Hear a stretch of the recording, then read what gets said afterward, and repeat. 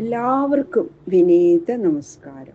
ശ്രീമദ് ഭാഗവതം ദശമസ്കന്ധം ഉത്തരാർദ്ധം അധ്യായം 60 ശ്ലോകം 29, 30, 31, 32, 33, 34, 35 7 ശ്ലോകങ്ങൾ ഇന്ന് നമുക്ക് നോക്കാം.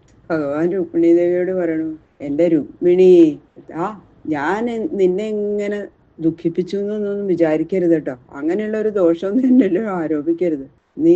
നിന്റെ എന്നോടുള്ള പ്രേമം, ആ സ്നേഹം, ഇതൊക്കെ എനിക്കറിയാം. പക്ഷെ പ്രണയകലഹ രൂപമായിട്ടുള്ള ആ വാക്കങ്കി ഞാൻ ഇങ്ങനെയൊക്കെ പറയുമ്പോ നീ എന്നോട് കോപിച്ചാച്ചും എന്താ നിന്റെ ആ പുരികക്കൊടിയൊക്കെ വളച്ച് അങ്ങനെ ഒരു നോട്ടം അങ്ങോട്ട് നോക്കും, എന്നിട്ട് ദേഷ്യപ്പെട്ടില്ല. ആ സൗന്ദര്യം കാണാൻ വേണ്ടിയിട്ടല്ലേ ഞാൻ നിന്നോട് ഇങ്ങനെയൊക്കെ പറഞ്ഞത് എന്റെ രുക്മിണി. ഇത് നേരം പോക്കാണെന്ന് ഇത് ഇങ്ങനെയൊക്കെ തെറ്റിദ്ധരിച്ചാലോ. ഇത്ര ദുർബലയാണ് രുക്മിണിന്ന് ഞാൻ മനസ്സിലാക്കിയില്ല കേട്ടോ എന്നൊക്കെ പറഞ്ഞു ഭഗവാൻ. ഓം നമോ ഭഗവതേ വാസുദേവായ കൃഷ്ണായ വാസുദേവായ ഹരയേ പരമാത്മനെ പ്രണതക്ലേശനാശായ ഗോവിന്ദായ നമോ നമഃ. ഓം നമോ ഭഗവതേ വാസുദേവായ. ഓം നമോ ഭഗവതേ വാസുദേവായ. ശ്ലോകം 29. മുഖം ച പ്രേമ സംരംഭസ്ഫുരിതാധരമീക്ഷിതും കടാക്ഷേ വാരുണാവാംഗം സുന്ദര ഭൃഗുടീതടം. ഞാനേ ഇങ്ങനെയൊക്കെ പറയണത് കേൾക്കുമ്പോ ആ പ്രേമാധിക്യ നിമിത്തം നിനക്ക് കോപം ഉണ്ടാവും. അപ്പൊ ആ സമയത്ത് ആ ചുണ്ടുകളൊക്കെ ഇങ്ങനെ വിറയ്ക്കും. ആ കോപത്തെ സൂചിപ്പിക്കുന്ന നോട്ടം, ആ നോട്ടം കൊണ്ടേ നിന്റെ കടക്കണ്ണൊക്കെ അങ്ങോട്ട് തുടുക്കും. അതിമനോഹരമായിരിക്കുന്ന നിന്റെ ആ പുരികത്തടങ്ങളൊക്കെ ആ ചുളിഞ്ഞു പോകും. അങ്ങനെ അങ്ങോട്ട് വരുമ്പോഴോ ഇപ്പോഴുള്ള നിന്റെ ഒരു മുഖം ഉണ്ടല്ലോ അതിമനോഹരായിരിക്കും. അങ്ങനെയുള്ള നിന്റെ മുഖം കാണാൻ ആഗ്രഹിച്ചത് കൊണ്ടാണ് ഞാൻ ഇങ്ങനെയൊക്കെ പറഞ്ഞത് കേട്ടോ രുക്മിണി എന്ന് പറഞ്ഞു. ഇങ്ങനെ തലോടി കൊടുക്കുക രുക്മിണി ചിരിച്ചുകൊണ്ട്. പിന്നെ പറയണു, അയം ഹി പരമോ ലാഭോ ഗൃഹേഷു ഗൃഹമേധിനാം എന്നർമ്മേ നീയതേയാമ പ്രിയയാ ഭീരു കാമിനി. ഈ കലഹത്തിലൊക്കെ പിന്നെ എന്താ അന്നേരം സുഖല്ലേ ഉണ്ടാവുക എന്നൊന്നും നീ വിചാരിക്കണ്ട. ബഹുവിധ സങ്കടങ്ങളാണ് ഈ ദാമ്പത്യ ജീവിതത്തിലൊക്കെ ഉണ്ടാവുക അല്ലെ. എപ്പോഴും ഓരോരോ ദുഃഖങ്ങൾ ഇങ്ങനെ ഉണ്ടായിക്കൊണ്ടിരിക്കും. അങ്ങനെ ഇരിക്കുന്ന സമയത്ത് ഈ പ്രേമസ്ഥാനമായിരിക്കുന്ന പ്രിയയോട് ചേർന്ന് കുറച്ചു സമയമൊക്കെ ഇങ്ങനെ നേരം പോക്ക് വാക്ക് പറയാ, ചെറിയ ചെറിയ കലഹങ്ങൾ, അതൊക്കെയല്ലേ ഈ ഗൃഹസ്ഥാശ്രമികളുടെ പരമലാഭം. മറ്റെന്താ ഒരു വിനോദമുള്ളത് ഗൃഹസ്ഥാശ്രമങ്ങൾക്ക്? എപ്പോഴും കാര്യഭാരം മാത്രമേ ഉള്ളൂ, കാര്യങ്ങൾ മാത്രം. അതിന് ഇടയ്ക്ക് എന്തെങ്കിലുമൊക്കെ ഒരു വിനോദം വേണ്ടേ? നിനക്ക് അധികം ഭയമുണ്ട്, അതാണ്. നീ അധികം ഭയശീലയായതുകൊണ്ടാണ് ഈ രഹസ്യം അറിഞ്ഞില്ല, നീ അറിയാത്തത്. എന്നിട്ട് പറയണു, ഹേ സുന്ദരി രുക്മിണിക്കുട്ടി, അതുകൊണ്ട് വ്യസനിക്കരുത് കേട്ടോ. ഞാൻ നിന്നെ വിഷമിപ്പിക്കാനൊന്നും പറഞ്ഞതല്ല. വേഗം സമാധാനായി ശ്രീ ശിവബ്രഹ്മർഷി പറയാണ്, സൈവം ഭഗവതാ രാജൻ വൈദർഭീ പരിസാന്ധിത ജ്ഞാത്വാ തൽപരിഹാസോക്തിം പ്രിയത്യാഗഭയം ജഹോ. ശ്രീ ശിവബ്രഹ്മർഷി പറഞ്ഞു, ഹേ രാജാവ്, ഗൃഹസ്ഥ ധർമ്മത്തെ അനുസരിച്ചിരിക്കുന്ന ഭഗവാന്റെ പ്രൗഢി അങ്ങേ പോലെയുള്ള രസിക ഭക്തന്മാരല്ലാതെ കേവല ശുഷ്ക ശാസ്ത്ര പണ്ഡിതന്മാർക്കൊന്നും അവർക്കൊന്നും പറഞ്ഞത് മനസ്സിലാവില്ല. സർവ ഐശ്വര്യ പരിപൂർണനായ ഭഗവാൻ ശ്രീകൃഷ്ണൻ ഇങ്ങനെ രുക്മിണിയെ സമാധാനിപ്പിച്ചപ്പോ ഞാൻ വെറും വിനോദത്തിന് വേണ്ടി മാത്രം ഇങ്ങനെ പറഞ്ഞതാണെന്നും വാസ്തവത്തില് ഭഗവാൻ തന്നിൽ വിമുഖനല്ലെന്നും രുക്മിണി ദേവിക്ക് അപ്പോഴാണ് മനസ്സിലായത്. സമാധാനായി. അപ്പൊ ഭഗവാൻ എന്നെ ഉപേക്ഷിക്കാൻ തീരുമാനിച്ചു പറഞ്ഞതല്ലല്ലോ. സമാധാനം എന്ന് വിചാരിച്ചിട്ട് ഭയമൊക്കെ പോയി രുക്മിണി ദേവിയുടെ എന്ന് പറയുന്നു ശ്രീ ശിവബ്രഹ്മർഷി. വൃഭാഷർഷഭം പുംസാം വീക്ഷന്തി ഭഗവൻ മുഖം സംവ്രീഡഹാസരുചിരസ്നിഗ്ധാവാംഗേന ഭാരത. ഭരതകുലത്തിൽ ഉത്ഭവിച്ച രാജർഷേ, ഭഗവാൻ പറഞ്ഞത് കേട്ടപ്പോ ഭഗവാന്റെ അയ്യോ, ഈ വിചാരം ഇങ്ങനെ വിചാരിച്ചിട്ടാണ് ഭഗവാൻ പറഞ്ഞതെന്ന് എനിക്ക് മനസ്സിലാക്കാൻ പറ്റില്ലല്ലോ എന്ന് രുക്മിണിക്ക് വല്ലാത്ത ലജ്ജ തോന്നിയെന്നാ പറയണം. പക്ഷെ ഇപ്പൊ അത് അറിഞ്ഞൂലോ എന്നുള്ള ഒരു സന്തോഷം ഉണ്ട്. അങ്ങനെയുള്ള ഒരു മന്ദഹാസം രുക്മിണിക്ക് ഉണ്ടായി. അപ്പോ അങ്ങനെയുള്ള ആ ചിരിച്ചപ്പോ ഉള്ള ഒരു ലജ്ജയും പിന്നെ സന്തോഷവും ഇതൊക്കെ കൂടിയുള്ള ഒരു മന്ദഹാസങ്ങൾ കണ്ടു. മനോഹരമായിരിക്കുന്ന കടക്കണ്ണുകൾ കൊണ്ട് ഭഗവാന്റെ മുഖം നന്നായിട്ട് അങ്ങോട്ട് സൂക്ഷിച്ചു നോക്കി രുക്മിണി ദേവി. അത് നോട്ടം അങ്ങനെയൊക്കെയാണ് ഭഗവാൻ ആഗ്രഹിച്ചുകൊണ്ടിരുന്നത്. അങ്ങനെ ആ കടക്കണ്ണുകൊണ്ട് ഭഗവാനെ നോക്കിക്കൊണ്ട് രുക്മിണി പുരുഷോത്തമനായ ഭഗവാനോട് ഇങ്ങനെ പറഞ്ഞു. അപ്പൊ രുക്മിണി ആ പറയുന്ന വാക്കുകളുടെ അതെന്താണെന്ന് മനസ്സിലാക്കണം. ഭഗവാന്റെ ദോഷങ്ങള് പറഞ്ഞത് മുഴുവൻ അതിനെ ഗുണങ്ങളാക്കിയിട്ടാണ് രുക്മിണി ദേവിയുടെ മറുപടി. അതിമനോഹരമായ ശ്ലോകങ്ങളാണ് ഇത്. അതത്രയും ഗഹനമാണ്, എല്ലാവർക്കും അത് അത്രയും മനസ്സിലാവില്ല. അങ്ങനെ രുക്മിണി ദേവിയുടെ അപ്പോഴത്തെ ആ പാണ്ഡിത്യം, ആ വിവേകം, ഇതെല്ലാം വാക്കുകളുടെ ഭംഗി, ഇതെല്ലാം മനസ്സിലാക്കാൻ അതുകൂടി വേണം എന്ന് വിചാരിച്ചിട്ടാണല്ലോ ഭഗവാൻ ഇങ്ങനെയൊക്കെ പറഞ്ഞത്. അതുപോലെ തന്നെ ഭഗവാൻ വിചാരിച്ചതുപോലെ തന്നെ രുക്മിണി അതിനുള്ള മറുപടി പറയണു. അപ്പോ ഭഗവാൻ അത് വിനോദമായിട്ട് പറഞ്ഞത് നർമ്മോക്തിയിൽ ബാഹ്യമായിട്ട് സൂചിപ്പിച്ച ആ സംഗതികള് ഒക്കെ ഓർക്കണം. അപ്പോഴേ അതിന്റെ മറുപടി ഓരോ എന്തൊക്കെയാ ഭഗവാൻ പറഞ്ഞെന്നുള്ളത് മനസ്സിലാവുള്ളൂ.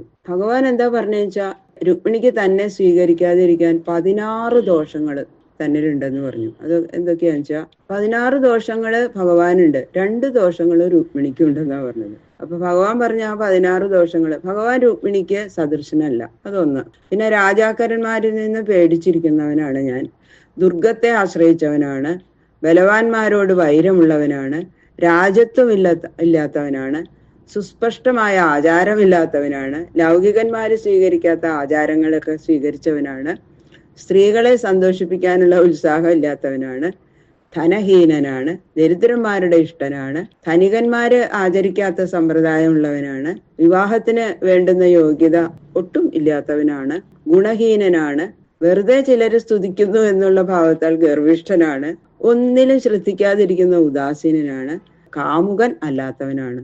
ഇതൊക്കെയാണ് ഭഗവാന്റെ ദോഷങ്ങളായിട്ട് പറഞ്ഞത്. പിന്നെ രുക്മിണിക്ക് 2 ദോഷം പറഞ്ഞു. ഇങ്ങനെയുള്ളവനാണ് ഭർത്താവ് എന്നറിയാൻ ശക്തിയില്ലാത്ത സ്ഥിതിയായ ആ ഒരു അജ്ഞത്വം. പിന്നെ ഇങ്ങനെയുള്ള ഭർത്താവിനെ സ്വീകരിച്ചാൽ മേലിലുണ്ടാവുന്ന കഷ്ടം മുൻകൂട്ടി കാണാൻ കഴിയാതിരുന്ന അവസ്ഥയായ ആ അദീർഘദർശിത്വം. ഇതൊക്കെ മുൻകൂട്ടി മനസ്സിലാക്കണ്ടേ, അതൊന്നും മനസ്സിലാക്കാനുള്ള കഴിവില്ലാത്തവളാണ് രുക്മിണി. അതും പറഞ്ഞു. രാജാക്കന്മാര് അനേക ഗുണം തികഞ്ഞവരായിരുന്നെന്നും ഭഗവാൻ പറഞ്ഞിട്ടുണ്ട്. അപ്പൊ ഭഗവാന്റെ ദോഷങ്ങളെ മുഴുവൻ ഭഗവാന്റെ ആ ഗുണങ്ങളായിട്ട് അങ്ങോട്ട് രുക്മിണി വ്യാഖ്യാനിക്കുകയാണ്. അതും കൂടി മനസ്സിലാക്കിയാലേ ഇത് എന്തൊക്കെയാണ് രുക്മിണി പറയണേന്ന് മനസ്സിലാവുള്ളൂ. അതാണ് രുക്മിണ്യുവാച നന്വേവമേതദരവിന്ദ വിലോചനാഃ യദ്വൈ ഭവാൻ ഭഗവതോ സദൃശീ വിഭൂംന ക്വസ്വേ മഹിമ്യഭിരതോ ഭഗവാൻ ത്രധീശ ക്വാഹം ഗുണപ്രകൃതി അജ്ഞഗൃഹീതപാദ.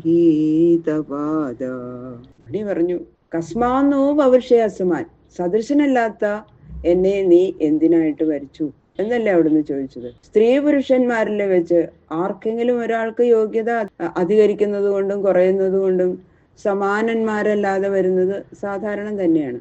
അങ്ങേ വരിക്കാൻ ഞാൻ സദൃശയല്ല എന്ന് അങ്ങ് പറഞ്ഞത് വളരെ സത്യം തന്നെയാണ്.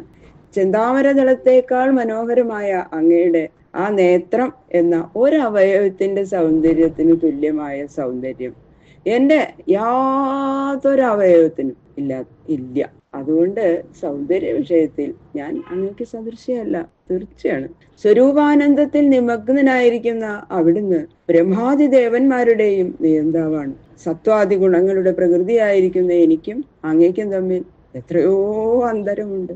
നശ്വരങ്ങളായ വിഷയസുഖങ്ങളുടെ അസാരതയെ അറിയാൻ ശക്തിയില്ലാതെ അജ്ഞന്മാര് എന്നെ സേവിക്കുന്നുണ്ടായിരിക്കാം. നാശരഹിതമായ പരമാനന്ദത്തെ ഭക്തന്മാർക്ക് നൽകുന്ന നിന്തിരുവടിക്കും തുച്ഛ വിഷയസുഖത്തെ ആശ്രിതന്മാർക്ക് നൽകാൻ ശക്തിയായ എനിക്കും തമ്മിൽ ഒരു തരത്തിലും സാദൃശ്യമില്ലെന്നുള്ളത് സത്യമല്ലേ? അതിനാൽ സൗന്ദര്യം, ഐശ്വര്യം, മഹാപ്രഭുത്വം, സ്വാതന്ത്ര്യം, മുതലായ ഉത്കൃഷ്ട ഗുണങ്ങളുള്ള നിന്തിരുവടിയെ നികൃഷ്ടയായ ഞാൻ വരിച്ചത് ആലോചിച്ചു നോക്കിയാൽ അനുചിതം തന്നെയാണ്. അങ്ങ് പറഞ്ഞത് ശരി തന്നെയാണ് എന്ന് സമ്മതിക്കണം എന്ന് പറയുന്നു. സത്യം ഭയാദിവ ഗുണേഭ്യ ഉരുക്രമാന്ത ശേതേ സമുദ്ര ഉപലംബന മാത്രാത്മാ നിത്യം ഗതീന്ദ്രിയഗണേ കൃതവിഗ്രഹസ്ത്വം ത്വൽസേവകേ നൃപപദം വിതുതം തമോന്ധം. രാജഭ്യോ ബിഭ്യത സുഭ്രു സമുദ്രം ശരണം ഗതാൻ. രാജാക്കന്മാരിൽ നിന്ന് ഭയപ്പെട്ട് സമുദ്രത്തെ ശരണം പ്രാപിച്ച ആളാണ് അങ്ങ് എന്ന് അങ്ങ് പറഞ്ഞല്ലോ. ഹേ മഹാപരാക്രമശാലി, 3 അടി കൊണ്ട് 3 ലോകത്തെയും കീഴടക്കിയ നിന്തിരുവടിക്ക് ഭയം വാസ്തവത്തിൽ ഇല്ല. എന്നാലും ഒളിഞ്ഞിരിക്കുന്നു എന്ന് പറഞ്ഞത് സത്യം തന്നെയാണ്. ശബ്ദാദി വിഷയ സുഖങ്ങളെ കൊണ്ട് ശോഭിക്കുന്ന രജോ ഗുണപ്രധാനികളായ രാജാക്കന്മാർക്ക് അവർക്ക് അങ്ങേ കാണാനുള്ള അവസരം ഉണ്ടാവരുത്. അതുകൊണ്ട് അങ്ങ് പ്രജ്ഞാനഘനസ്വരൂപനും സർവ അന്തര്യാമിയുമായ അവിടുന്ന് ഹൃദയ ഗുഹയിൽ മാത്രം പ്രകാശിക്കുന്നത് പോലെ സമുദ്രാന്തർഭാഗത്തിൽ ചെന്നിരിക്കുന്നു എന്ന് പറഞ്ഞത് കളവല്ല. പക്ഷെ അത് പേടി കൊണ്ടല്ല. പരമദുഷ്ടന്മാർക്ക് അങ്ങയെ കാണാൻ സംഗതി വരരുത് എന്നുള്ള വിചാരം കൊണ്ടാണ്. ബലവദ്ഭി കൃതദ്വേഷാൻ, ബലവാന്മാരോട് എതിർക്കുന്നവരെന്ന് പറഞ്ഞതും പരമാർത്ഥം തന്നെയാണ്. എന്തുകൊണ്ടെന്നാൽ തുച്ഛങ്ങളായ വിഷയസുഖങ്ങളെ അന്വേഷിച്ച് പുറമേ സഞ്ചരിക്കുന്ന കുൽസിതങ്ങളായ ഇന്ദ്രിയങ്ങൾക്ക് അധീനരായിരിക്കുന്നവരെ ഇന്തിരുവടി ആസുരയോനികളിൽ പ്രവേശിപ്പിച്ച് ദുഃഖിപ്പിക്കുന്നവനായതുകൊണ്ട് അവർക്ക് അങ്ങയോടും അങ്ങയ്ക്ക് അവരോടും ഒരു ചേർച്ചയില്ല. നിത്യവൈരം തന്നെ എന്നതിൽ ഒട്ടും അസത്യമില്ല. രക്തനിർഭാസനാൽ, പിന്നെ രാജസിംഹാസനത്തെ ഉപേക്ഷിച്ചവൻ എന്ന് പറഞ്ഞതിലും ഭിന്നാഭിപ്രായമില്ല. ബഹുവിധ വക്രഗതികളാൽ കുടില സ്വഭാവന്മാരായ രാജാക്കന്മാര് എത്രയോ വലുതെന്ന് വിചാരിക്കുന്ന ഈ രാജ്യഭോഗത്തെ പ്രിയവ്രതൻ, പ്രഹ്ലാദൻ മുതലായ അങ്ങയുടെ സേവകന്മാരുകൂടി എത്രയും നിസ്സാരമെന്നും അന്ധതാമിശ്രതുല്യമായ നരകത്തിലെ നിവാസ സദൃശമെന്നും കരുതി ഉപേക്ഷിച്ചിരിക്കുന്ന സ്ഥിതിക്ക് രാജസിംഹാസനത്തെ നിന്തിരുവേടി ഉപേക്ഷിച്ചിരിക്കുന്നു എന്ന് പറഞ്ഞാൽ എന്താ ആശ്ചര്യം? അത് ഏറ്റവും പരമാർത്ഥം തന്നെയാണ്. ത്വൽപാദപത്മമകരന്ദജുഷാം മുനീനാം വർമാസ്ഫുടം നൃപശുഭിർനനു ദുർവിഭാവ്യം യസ്മാത് അലൗകികമിവേഹിതമീശ്വരസ്യ ഭൂമൻ തവേഹിതമധോ അനുയേ ഭവന്തം. അസ്പഷ്ടപത്മനാം പുംസാം അലോകപഥം ഈയുഷം. അറിയാൻ കഴിയാത്ത ആചാരത്തോടും ലൗകിക വിരുദ്ധമായ നടപടിയോടും കൂടിയവൻ എന്ന് അങ്ങ് പറഞ്ഞല്ലോ. അതും വാസ്തവം തന്നെയാണ്. ഹേ ഭഗവൻ, അവിടുത്തെ പാദപത്മത്തെ ധ്യാനിക്കുന്നത് കൊണ്ടുണ്ടാകുന്ന പരമാനന്ദ രസം അനുഭവിച്ചു കൊണ്ടിരിക്കുന്ന മുനി, ആ മുനിമാരുടെ ഗതി കൂടി അസ്പഷ്ടമാണ്. അപ്പൊ പിന്നെ അങ്ങയുടെ ഗതി ഏറ്റവും അസ്പഷ്ടാണെന്ന് വരാതിരിക്കാൻ കാരണമുണ്ടോ? ഒരിക്കലുമില്ല. അങ്ങയെ ഭജിക്കുന്ന വിവേകികളായ സാധുക്കൾ ചെയ്യുന്ന വ്യാപാരം തന്നെ സാധാരണ ലോകരീതിയെ അനുസരിച്ച് തുച്ഛങ്ങളായ വിഷയഭോഗങ്ങളെ ആദരിച്ചു കൊണ്ടിരിക്കുന്ന അവിവേകികളായ ജനങ്ങളുടെ പ്രവൃത്തിയിൽ നിന്ന് എത്രയോ ഭേദിച്ചിരിക്കുന്ന സ്ഥിതിക്ക് സ്വരൂപാനന്ദലേശത്താൽ ത്രിലോകത്തെയും ത്രിമൂർത്തികളെയും ആനന്ദികളാക്കി തീർക്കുന്ന സർവനിയന്താവായ ഇന്ദിരുവടിയുടെ പ്രവൃത്തി അലൗകികം എന്ന് പറയേണ്ട ആവശ്യമുണ്ട്. അതുകൊണ്ട് ആ 2 സ്ഥിതിയും ഇന്ദിരുവടിയിൽ സ്വതേ ഇരിക്കുന്നത് ഉചിതം തന്നെ എന്ന് ഞാൻ അറിയുന്നു. ഞാൻ ഓരോന്നും വിസ്തരിച്ചു പറയാണ്. ഭഗവാന്റെ ദോഷങ്ങളെ മുഴുവനും ഗുണങ്ങളാക്കി മാറ്റി പറയണു മനോഹരമായ ഭാഷയില് രുക്മിണി. ബാക്കിയുള്ള ശ്ലോകങ്ങള് നാളെ നോക്കാം. സർവത്ര ഗോവിന്ദ നാമ സങ്കീർത്തനം ഗോവിന്ദ ഗോവിന്ദ ഗോവിന്ദ.